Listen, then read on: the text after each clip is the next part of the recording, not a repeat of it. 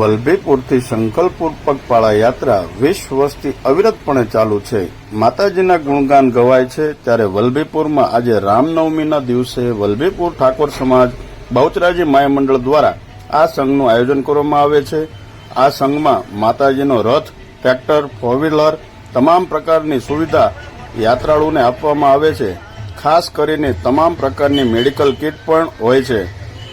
માતાજીના ભક્તો દ્વારા ડીજેના તાલ સાથે માતાજીના નામની જય ઘોષ બોલાવતા બહોળી સંખ્યામાં આ પગપાળા યાત્રા વહેલી સવારે નીકળી હતી।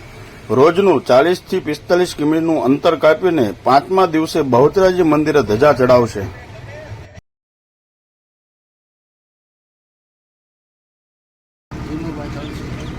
વિનુભાઈ, આજે તમે જે માતાજીનો રથ લઈને નીકળ્યા છો, તો કેટલા સમયથી આ રથ તમે માતાજીનો લઈને મંદિરે જાઓ છો? 20 વર્ષથી ચાલીને ચાલુ છે અને દર પૂનમે ચાલુ છે। દર પૂનમે કેટલા લોકો તમારી સાથે જોડાતા હોય છે?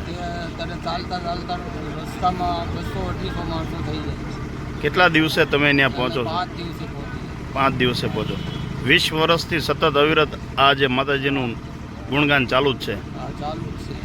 અમારે વચમાં કોઈ પણ તકલીફ નથી પડતી માતાજીની એવી ભાવનાથી આવી રસ્તામાં બધા દોડતા ચાલતા વયા જાય છે। 250 કિલોમીટર ચાલવું પડે અમારે, રોજનું 35-40 કિલોમીટર હાલવું।